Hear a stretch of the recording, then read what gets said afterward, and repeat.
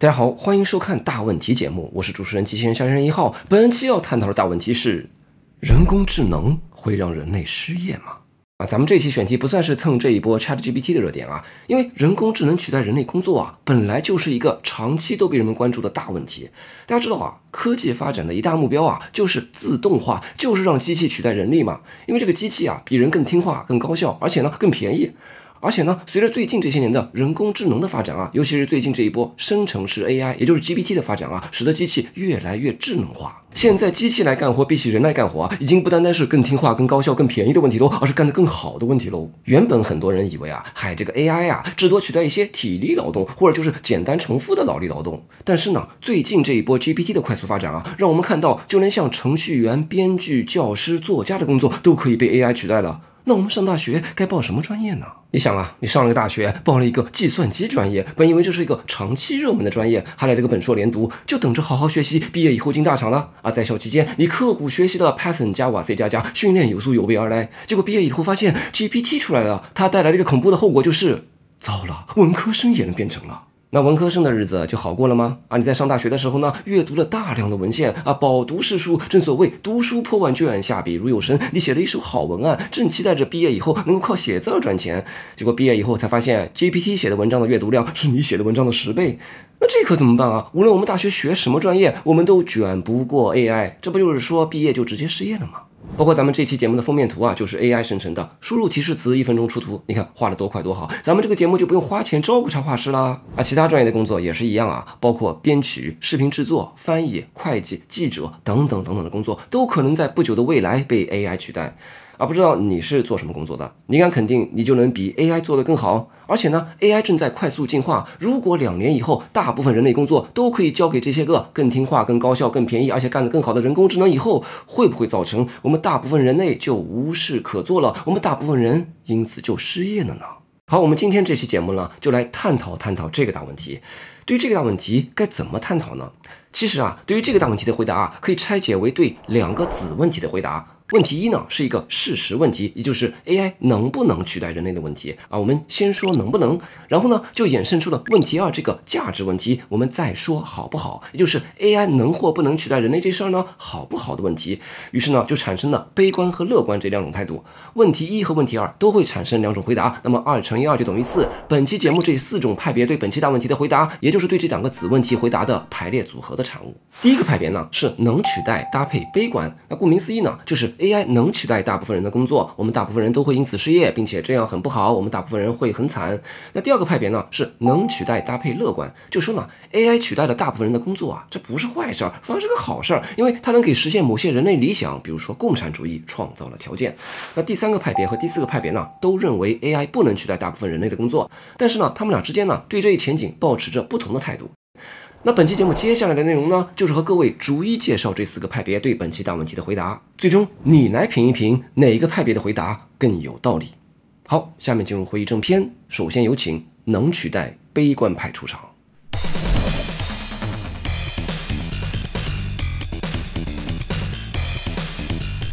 首先这前2个派别甭管是乐观还是悲观都是认为 AI 是能够取代人类工作的。当然我们这里话也别说那么死这里说的取代倒也不是说要取代所有人的工作，但至少可以说是取代大部分的人类工作。之前也说了，现在的智能机器比起大部分人类是更听话、更高效、更便宜，而且还干得更好。那为什么不用机器而要用人类呢？这道理很简单嘛。你想如果你是一个企业老板的话，我就问你，你是更愿意雇佣人类，还是更愿意直接用人工智能呢？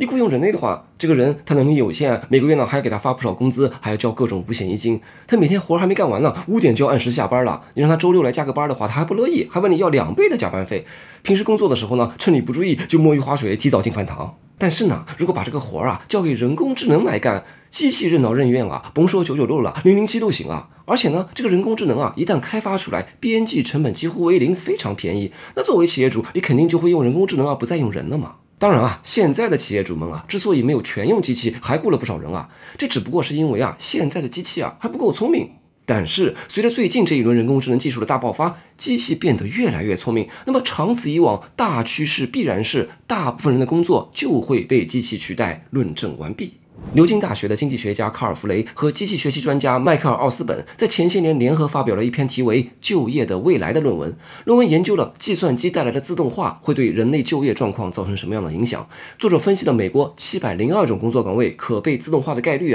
最终得出结论，在美国会有47%的工作岗位在未来会被智能机器取代。那有人或许会对这个取代悲观派提出批评这些个批评呢，主要是接下来要介绍的不能取代派提出的我们提前先拿到这儿来辩驳辩驳这个批评者就说呢，哎呀，这种说机器取代人类的说法都是老掉牙的话题了。每次有这个技术革新的时候呢，这个老掉牙的戏码都会反复上演一轮。当年 AlphaGo 打赢李世石的时候来了一轮，后来自动驾驶技术出来以后又来了一轮，现在 ChatGPT 出来以后呢，又来了一轮。反正每次技术革新呢，都会引来一轮技术恐慌。其实这还不单单是人工智能时代独有的戏码自从工业革命之后就时不时来一轮这样的恐慌了。当年19世纪的时候就有所谓的卢德运动也就是一帮手工业者看着纺织机会取代他们的工作了，于是纷纷跑到工厂里面去搞破坏，去砸纺织机，对吧？这个戏码早就不新鲜了。但是请问，这么多年过去了，科技革新了一轮又一轮，大部分人类因此而失业了吗？没有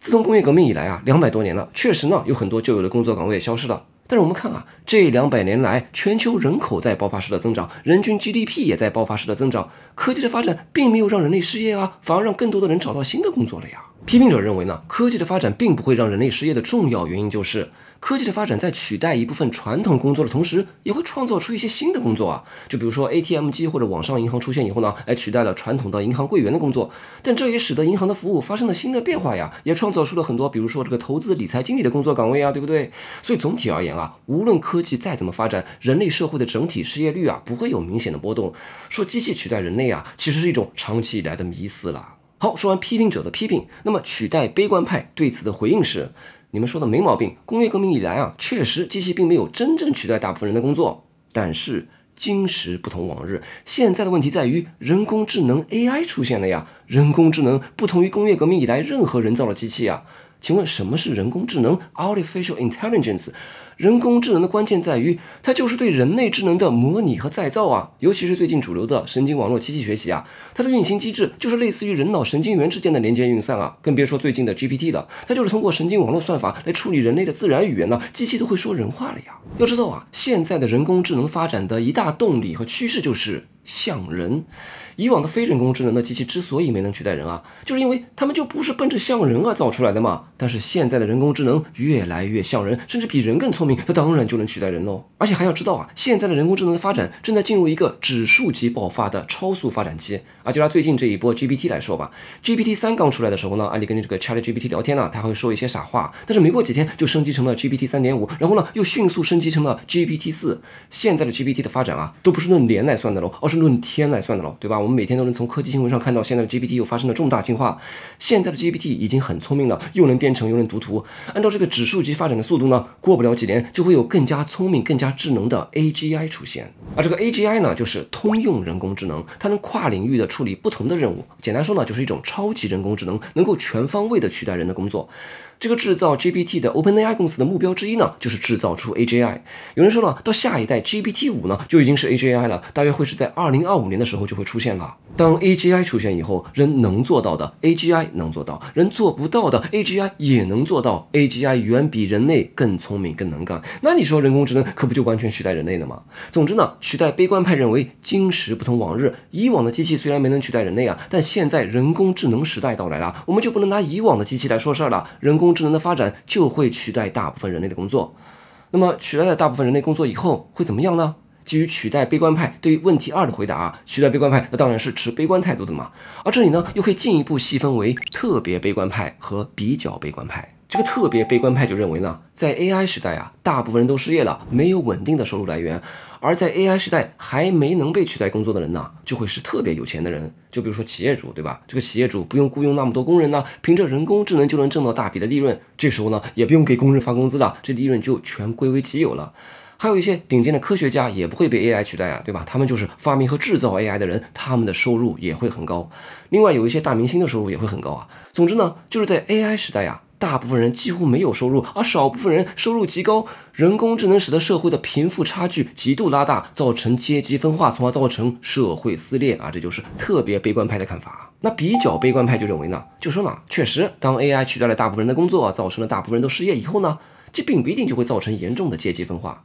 为什么呢？因为那个时候啊，国家就会介入进行收入调节啊，就比如说对那些少数的人类精英、那些企业主啊、科学家啊、大明星啊，收高额的累进税，把收来的钱啊分给失业者，对吧？现在不是有很多发达国家已经开始搞这个全民基本收入啊，或者叫做无条件基本收入，这个 UBI 嘛，也就是你只要是咱们这个国家的公民啊，无论你有没有工作，无论你的收入有多高，你只要是个人儿，国家每个月啊都给你打钱，就比如说每个月给你发1万块钱人民币，能够至少保障每个人都能过上比较体面的生活，从而就缓解了因为大量失业而造成的社会两极分化的状况。别说国家介入来发钱了，现在有些资本家已经自觉给国民发钱了。这个 OpenAI 公司的创始人山姆奥特曼啊，除了在做 GPT 这个项目啊，他现在又在做另一个项目，叫做 WorldCoin， 翻译过来就是世界币的意思。奥特曼预测到未来人工智能将会取代大部分人类工作啊，少数精英利用 AI 就创造了全社会最主要的财富啊。那作为这个人工智能企业的企业主，奥特曼就准备给所有人都发钱，你只需要注册一个叫做 World App 的这么一个 APP 啊，用眼球虹膜登录，意思就是只要系统识别出你是个人类，就直接给你打钱。那这不就挺好的吗？怎么说这还算是比较悲观派呢？大家知道啊，人活着啊，不单单是花钱消费、维持生计就够了呀。人活着还是要讲尊严、讲影响力、讲自己对这个社会创造价值的呀。工作会让一个人有参与感、有价值感。但是如果你只是消费，哪怕你消费的再多，你也就只是一颗韭菜而已嘛。你对这个社会没有影响力，没有话语权。而那些企业主啊、科学家啊、大明星啊，虽然他们被收了重税的呀，但是他们是在 AI 时代少数有工作的人，他们是有影响力、有话语权的人。而那些大部分不工作、仅仅拿钱消费的人呢，借用历史学家尤尔·赫拉利在《未来简史》这本书中提出的一个说法，叫做无用的阶级。大部分人在 AI 时代啊，都成了被养活着的小动物。他们虽然呢都领着全民基本收入，在消费的意义上呢，他们或许活得有滋有味的，但这都属于是发钱给免费玩家，让付费玩家有游戏体验，对不对？他们成就了付费玩家的话语权。但他们自身呢是无用的人，是可有可无的人，多了一颗韭菜不多，少了一颗韭菜不少。在这个意义上呢，虽然在经济收入上没有形成明显的两极分化，但在影响力和权力的意义上，这个社会依然是两极分化的。好，这就是取代悲观派的看法。AI 能取代大部分的人类工作，并且对这一局面持悲观态度，因为它会造成社会的两极分化。好，介绍完取代悲观派的看法，接下来我们来介绍取代乐观派的看法。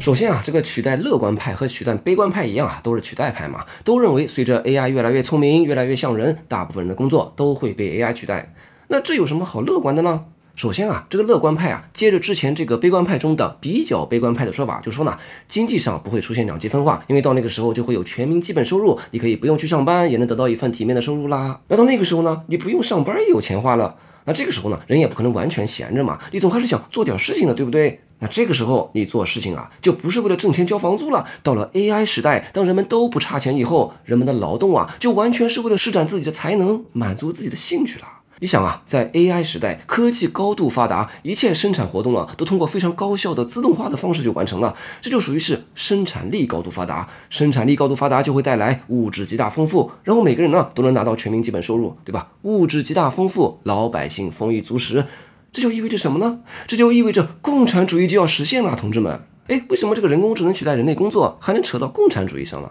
这就要跟各位说一说马克思老师的劳动异化论了。啥叫共产主义呢？在某种意义上说啊，实现共产主义就是要让人的劳动啊，从异化的状态恢复到它本来应当有的样子。那劳动本来应当是什么样子的呢？我们从这个中学课本里面都学过啊，马克思老师说过，劳动是一种享受。当时我们就挺不能理解的，劳动怎么会是享受呢？不劳动才是一种享受呢？那都是我们从异化劳动的角度去理解了马老师这里讲的劳动啊。马老师这里讲的劳动啊，其实啊就是人的一种本性嘛，就是自己想做点东西，想创造点产品给别人用。这个产品呢是我做出来的，这其中渗透了我的人性。就比如说呢，做木工活就是挺有乐趣的事情，对不对？它的乐趣呢就体现在你做出了一个你做出来的东西。就比如说你要打一把椅子，你的设计理念啊，你对于什么样是一把好椅子的构想啊，全都通过你的劳动而注入到一块木材里面。于是呢，这块木材就转化成一个你做出来的劳动产品。你的人性呢，也就通过劳动而灌注在了你做出来的这把椅子之中了。然后别人用起来你打的这把椅子啊，都说哟，你坐的这个椅子真不错，纷纷给你点赞投币，一键三连了。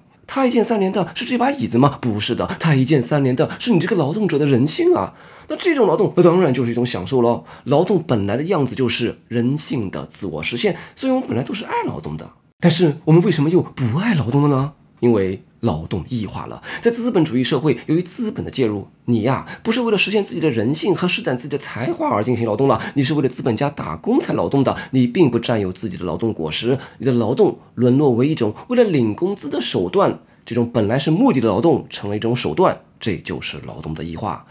劳动只是你用来谋生的手段，你上班的意义全部都在于每个月10号发工资的那一天，劳动本身却成了一种苦役。如果能够不劳而获，你是打死也不愿意上班的，你竟然不爱劳动了。那处在异化劳动中的人是什么样的状态呢？人呐，就不再是作为一个人而存在了，人成为了机器。因为你不是为了实现自己的人性而劳动的吗？你不是在做自己喜欢做的事情，你是在为老板打工。老板指哪你打哪，让你往左就往左，让你往右就往右。一会儿 KPI 你，一会儿 OKR 你，一会儿 PUA 你，一会儿 CPU 你就是个机器，顶多是个高技能机器，但依然还是个机器。这是人该干的活吗？不是的，人不应当是机器。这些活啊，应当让机器去干啊，人应当干人本来应当干的活啊。只不过呢，这个以前的机器啊都不够聪明，那必须再雇佣个劳动力这种所谓的智能机器给盯着。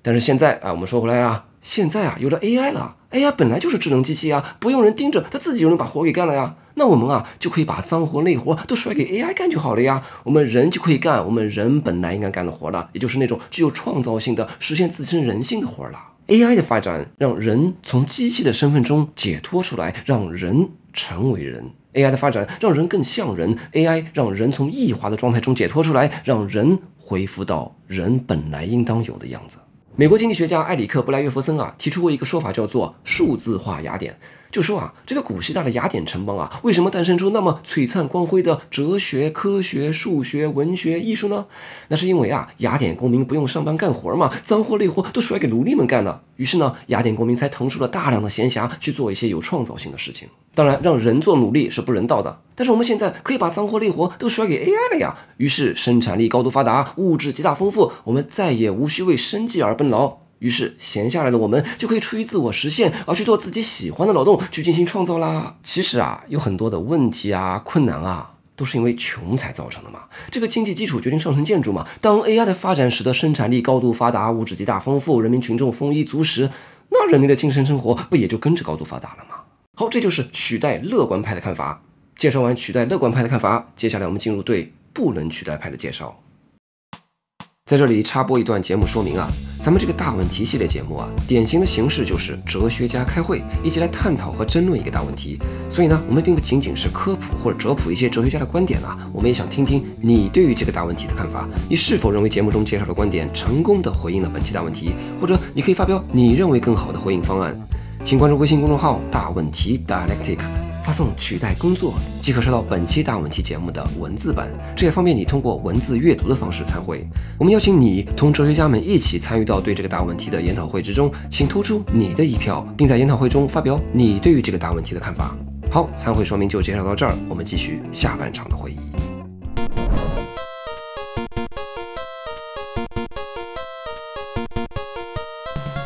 关于不能取代派啊，无论是这个不能取代乐观派还是不能取代悲观派啊，首先这两派在事实问题上都认为，无论 AI 再怎么发展，它都不能取代大部分人的工作啊，这一点两派之间的看法是一致的。那理由是什么呢？啊，我们之前在介绍这个取代悲观派的时候啊，已经提前进行了一轮辩驳了。之前我们提到了，不能取代派认为啊，说机器会取代人啊，是人类自古以来的一个迷思啦，但实际从未发生过。我们啊，就来看一个最简单的问题啊，就是说，如果科技自动化的发展会取代人类工作的话，按道理说，这个科技越发达，人类的工作时间就应当越少，对不对？因为活都甩给机器了嘛。但是工业革命至今也200多年了，我们今天的人的工作时间有明显的下降吗？没有啊，我们还是成天996啊。之前这个取代派说啊，这一波 AI 机器呢，不同于以往的传统机器，因为 AI 就是模拟人类的智能，所以它造出来呢，那就是为了取代人的。那不能取代派就说了，请问历史上的哪台机器被制造出来，不都是为了取代人的呢？所有机器被制造出来都是为了取代人力的呀，都是为了让人做事儿更省事儿，从而提高效率的嘛。AI 在这一点上和以往的机器并没有本质的区别。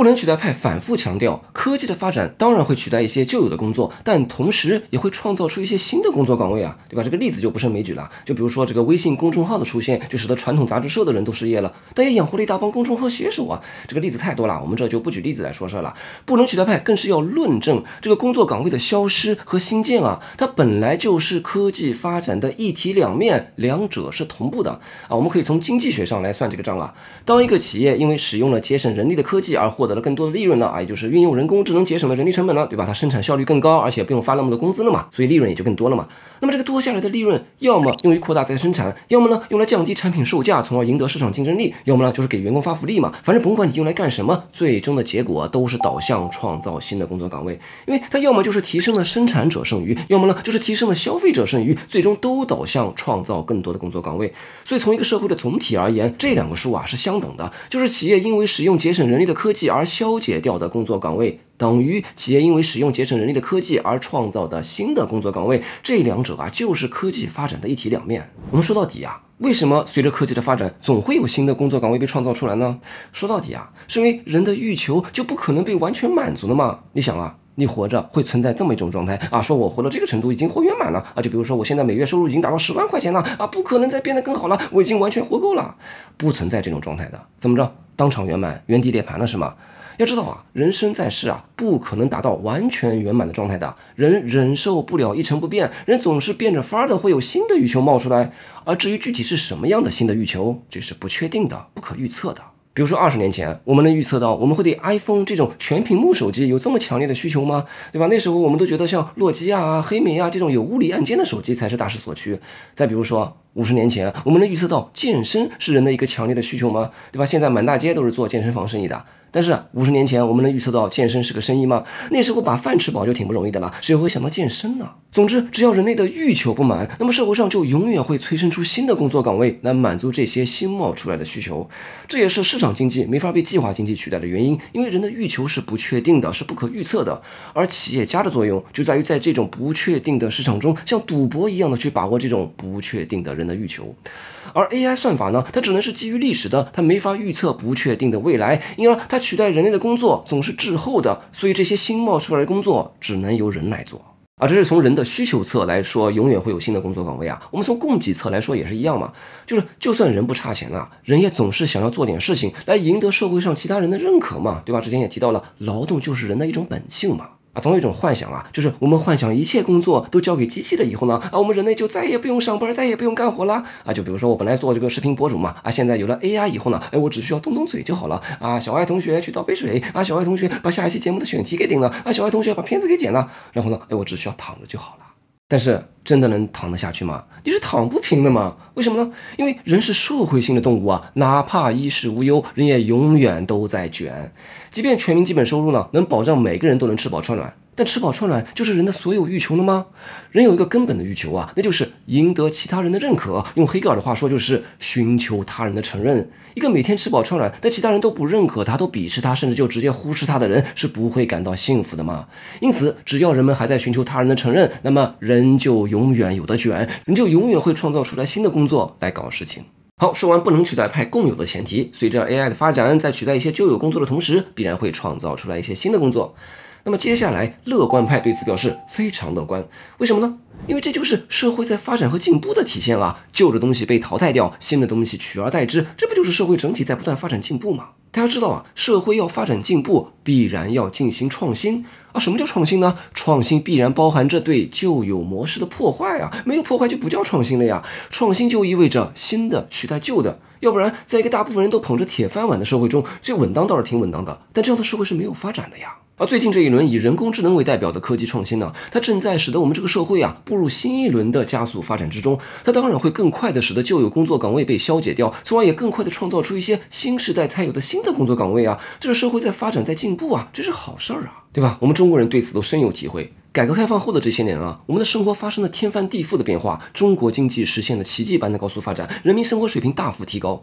虽然呢，改革开放是有代价的，它消解掉了大量的旧有的不创造效益的工作，使得大量国有企业职工下岗。但是科技和经济的发展也创造了大量的新的工作岗位啊。虽然呢，现在的市场竞争更加激烈，但我们生活水平的提高是实实在在的呀。难不成我们为了求安稳，还要回到那个吃铁饭碗的年代吗？我们要往前看，别回头。这个科技的加速发展呢，打破了铁饭碗，这也提升了社会阶层的流动性。AI 的发展呢，并不会像之前悲观派所言的那样会造成社会的两极分化，反而在一个科技不断创新，因而保有高流动性的社会中呢，这样反而能够防止贫富分化的状况发生我们拿美国的数据为例因为美国在这个科技创新方面还是世界一流的呀。就是虽然我们看到美国的那些科技人才呢，就比如说像比尔盖茨扎克伯格马斯克这些人动不动就因为搞出了一项科技创新产品就抱得巨富就成了这个世界首富了。这看似好像是拉大了贫富差距了，但是如果我们动态的看，他们在首富上的位置也待不了多久，就会被做出新的科技创新的人才所取代就比如说呢，有人就预测这个山姆奥特曼就会成为新的首富。统计学家纳西姆塔勒布等人就做过统计美国最富有的500个人里面90%以上的人是在最近这30年才刚刚崛起的新富。这跟欧洲那些科技创新水平较低社会流动性较低的国家比起来就完全不一样了。要知道1/3最富有的欧洲人在几个世纪之前就属于是最富有的家族了，这就是所谓的 old money 老钱嘛。这些老钱其实也就是铁饭碗的意思，动不动就是好几代人都霸占着首富的位置而美国的情况告诉我们，科技的高速发展不仅不会拉大贫富差距，反而打破了铁饭碗，提升了社会阶层的流动性。这种工作岗位不断的被取代和新建的状况，其实在我们国内目前很多科技行业已经是常态了。就比如说国内的这个互联网行业大厂会在各个方向上探索新的产品和业务动不动就成立一个新业务，一下子招好多人。当然了，很可能这个业务在试错中没能成功那就散伙裁员呗。但是这些被裁了的人，他也不是完全就失业了呀，因为这个高科技行业一直不断的有新业务冒出来你再转投这个新业务不就得了吗？这种不停的跳槽、裁了再找新工作，这种高度流动性的工作状态现在就是创新行业的日常这说明这个行业在创新在发展当然，这也要求在新时代的我们要终身学习了。现在科技发展日新月异，我们毕业前在学校里面学的那套知识和技能，很可能毕业以后就被淘汰了。所以呢，这就要求我们新时代的人都要进行通识教育，建立对世界和社会的底层认知，然后毕业后呢，要保持终身学习，掌握不同领域的技能，能够跨行业的胜任不同的工作，做一个新时代的斜杠青年。这样的人才不会因为 AI 的发展而被取代。其实这一点咱们80、90后出生的孩子都能体会到，就是我们小的时候的生活环境我们的用具随着我们的不断长大，一天天的都在发生变换就小时候家里面装个电话都觉得了不起了，当时学会拨号打电话都算是个技能了，现在咱都直接微信支付了，我们早就适应了这种科技日新月异的生活节奏了我说个我自己身上的例子就我上中学的时候呢喜欢写个小说投给杂志社，但有的杂志社当时已经开始接受电子邮件的投稿了，但是那个时候呢我不会打字，真的我不会打字那个时候我只会2个手指头一个一个的用这个智能 ABC 给敲出来，太慢了。我当时呢都是写在纸上，然后花5块钱找这个复印店的人给我打成电子文档。那时候会打字还是一项工作技能但是现在打字对于我们每个人而言都是本能了，因为我们一直都在学习新的技能总之呢，不能取代乐观派认为 AI 的发展并不能取代人类工作，因为科技创新会使得有新的工作冒出来，而这正是社会发展和进步的体现。大好时代日新月异，科技的发展会加速社会阶层的流动，这就要求新时代的我们要保持终身学习，因为在这个高度流动的社会中，风水轮流转，彼可取而代之，你可能就是那个不但不会失业，反而能够抓住科技红利而实现阶层跃升的人。好，介绍完不能取代乐观派的看法，接下来我们来介绍悲观派的看法。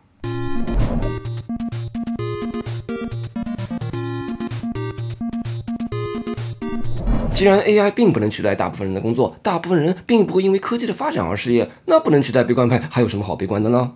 首先我们看之前这个不能取代乐观派说科技发展在取代一些工作岗位的同时，会创造出一些新的工作岗位，这道理是没毛病的。但这乐观派说的好像这个被取代工作的人和找到新工作的人是同一拨人一样，这完全就是2拨不同的人就比如说呢，自动驾驶技术的发展普及，就会使得出租车司机的工作就被取代了，对吧？但是呢，这个社会上新冒出来的工作呢，就比如说是编写自动驾驶程序的程序员，但那些失业的出租车司机，他们不可能去终身学习写代码他们只会开出租车虽然按照乐观派的说法呢，长期看来被消解掉的工作数量和新创造的工作数量是均衡的长期看来呢，任何人都可以学会任何新技能。但是，正如经济学家凯恩斯说的那样，长期看来，我们都死了。对于那些被取代工作的人呢，在他们短短的一生中，并没有太多的时间和精力再去学习新技能那么他们不就永久失业了吗？这进一步导致的结果依然是社会上的贫富差距拉大，因为碰巧赶上科技红利的那拨人和被取代工作的那拨人是不同的2拨人，这个收入一进一出，这个社会的贫富差距不就被进一步拉大了吗？法国经济学家托马斯·皮凯蒂在他的《21世纪资本论》这本书中提到，随着科技进步越来越成为驱动财富增长的主要因素，那么这进一步会拉大高学历者和低学历者之间的收入差距，对吧？这个道理很明显嘛，高学历者更容易是那一波吃到科技红利的人，而低学历者更容易在科技时代被淘汰。当一个社会的科技和经济的发展过快啊，它带来的好处会惠及大部分人吗？不会的。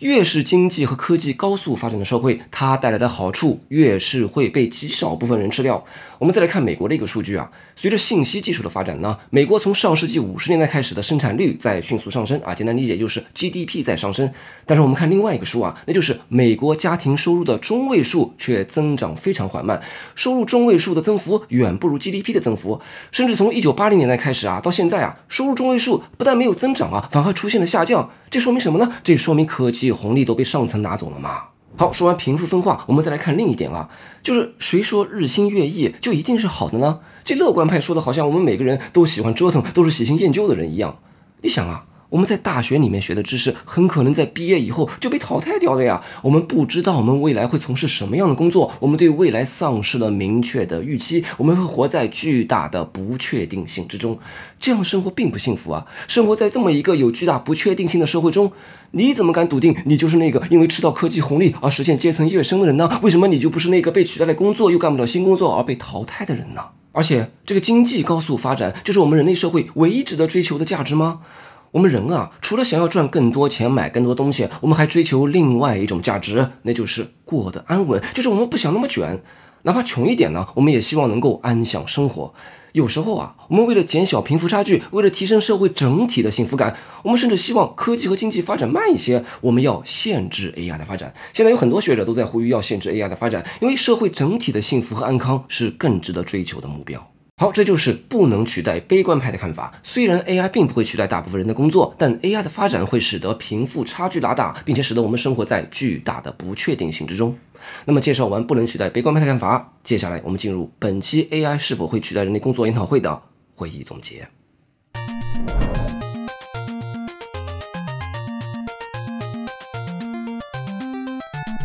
本期大问题节目，我们探讨了 AI 的发展会不会造成大量的人类失业。对此呢，有4个派别的回答。能取代悲观派认为，不同于以往的机器革命，最近的人工智能革命将会取代大部分人的工作，使得大部分人失业，并且呢，这会造成人类社会的两极分化。能取代乐观派认为 AI 的发展能取代大部分人类的工作，但这反而能使得大部分人从繁重且重复的异化劳动中解脱出来，去从事自己感兴趣的劳动。 AI 让人摆脱机器的身份，让人成为人。不能取代的两派都认为 AI 并不能取代人类工作，因为科技的发展在消解掉一些旧有工作的同时，也会创造出一些新的工作。对这种局面呢，乐观派认为创新本身就意味着新旧替换，这就是社会发展进步的体现。而且科技发展越加速，社会阶层的流动性也就越大，因而新时代的人们必须终身学习，从而抓住科技发展的红利。而悲观派则认为，被取代工作的人和胜任新创造工作的人不是同一拨人，而这就意味着被取代工作的人真就失业了，这进一步会拉大社会的贫富分化，并且使得我们大部分人生活在不确定性之中。